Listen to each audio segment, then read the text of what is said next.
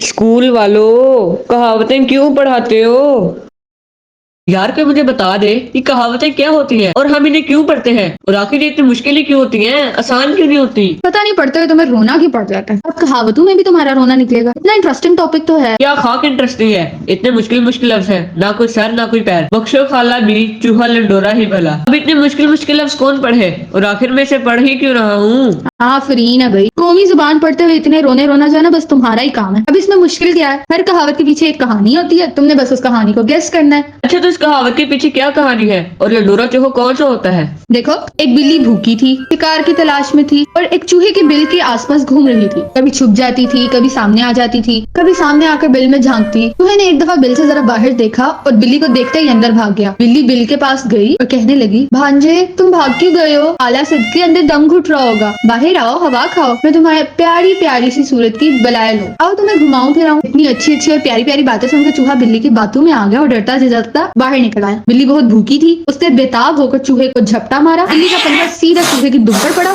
जान बड़ी प्यारी चीज है। चूहे ने बचने के लिए भरपूर जोर लगाया। इस खींचातानी में दुम टूट गई। बिल तो पास ही था। चूहा फौरन बिल में घुस गया। अब बिल्ली को बड़ा अफसोस हुआ, भूख से उसकी जान निकल गई थी। दोबारा बिल के पास गई और बड़े प्यार से कहने लगी, भांजे तुम डर क्यों गए? मैं तो तुम्हें प्यार कर रही थी। हाय तुम्हारी दुम भी टूट गई। मैं कुर्बान, आओ मैं तुम्हें किसी डॉक्टर किसी हकीम के पास ले जाऊं, कोई पट्टी चट्टी करवाऊं, तुम्हारी दुम जुड़वा दूं। अब चूहा इतना भी बेवकूफ थोड़ी था, इसलिए उसने बिल के अंदर से ही जवाब दे दिया। यार अब ये क्या था, मुझे तो कुछ समझ नहीं आई। बख्शो भी खाला, चूहा लंडोरा ही भला। कहानी अच्छी है, मजा आया, लेकिन ये बताओ हमें कहावतें याद क्यों करनी पड़ती हैं? याद करने वाली क्या बात है? देखो, हर जुबान में अच्छे तरीके से गुफ्तगू करने के लिए अहले जुबान ने कुछ तरीके वजह कर रखे होते हैं। कुछ ऐसे तरीके जिनमें कम से कम लफ्जों में कोई बड़ी से बड़ी बात बयान कर दी जाए। ये टर्म तुम पढ़ रहे हो, कहावतें। कहावतों को ज़रबुल मिसल भी कहा जाता है। ज़रबुल मिसल का मतलब होता है कोई मिसाल बयान करना, लेकिन जाहिरी सी बात है कोई आम मिसाल थोड़ी कोई खास बात ही होगी ना। ऐसी बातें जिनका ताल्लुक तजर्बे से, अकल से, हिकमत से होता है। जिंदगी भर के तजर्बात का निचोड़, बड़े बूढ़ों ने बार बार के तजर्बों से सीखकर जो एक राय कायम की होती है, उसको कहावत या ज़रबुल मिसल की सूरत में बयान किया जाता है। किसी भी कहावत या ज़रबुल मिसल के पीछे छुपी कहानी या वाकया आमतौर पर किसी न किसी यूनिवर्सल ट्रुथ को बयान कर रहा होता है। आपकी इत्तला के लिए अर्ज है कि यूनिवर्सल ट्रूथ को उर्दू जुबान में आलमगीर हकीकत कहते हैं। बिल्कुल सही कहा है। उर्दू बोल रही हूँ तो फिर उर्दू का ही लफ्ज मुझे इस्तेमाल करना चाहिए था। तो बात बड़ी सादा है। किसी आलमगीर हकीकत को जो बार बार के तजर्बों से साबित हो, चंद अल्फाज में इस तरह बयान करना कि सुनने वाले को एक इखलाकी सबक हासिल हो जाए, उसको कहावत या ज़रबुल मिसल कहते हैं। अगर ये बात है तो फिर इस कहावत को दुनिया की और जुबानों में भी होना चाहिए। चलो ये बता दो, इंग्लिश में ये कहावत है कहीं पर? इंग्लिश में इस बात के लिए कहा जाता है, sometimes it's better to leave the things as they are. या फिर कोरियन में इसको कह सकते हैं, फुलगो भूसारा मांदुल जी मारा।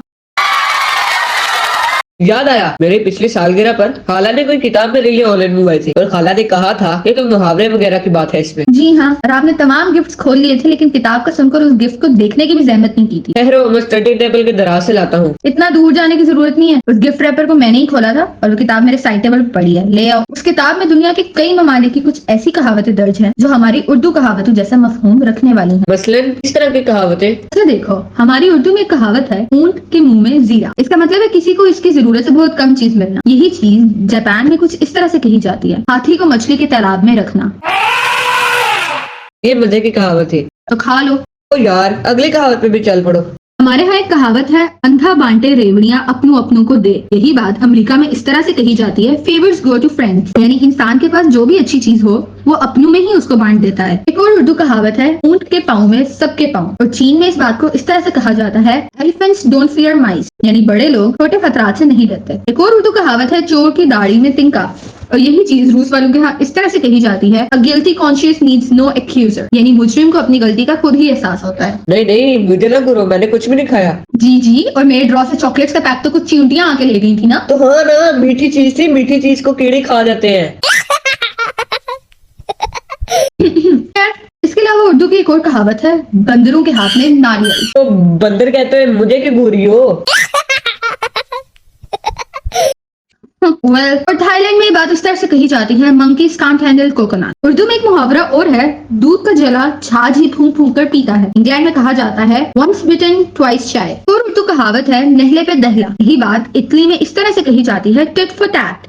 उर्दू में एक और कहावत है, आसमान से गिरा खजूर में अटका। और स्पेन रुको रुको रुको, मुझे इसका पता है। स्पेन में कहते हैं out of the frying pan into the fire. चलो शुक्र है कुछ तो पता है तुम्हें। खैर, उर्दू में एक और कहावत है, वक्त पड़ने पर गधे को भी बाप बनाना पड़ता है। इंग्लैंड में ये बात इस तरह से कही जाती है, बेगर्स कांट बी चूजर्स। हाय हाय, पाकिस्तान के प्राइम मिनिस्टर याद आ गए। मरहूम कहा करते थे, लेकिन के beggars can't be choosers.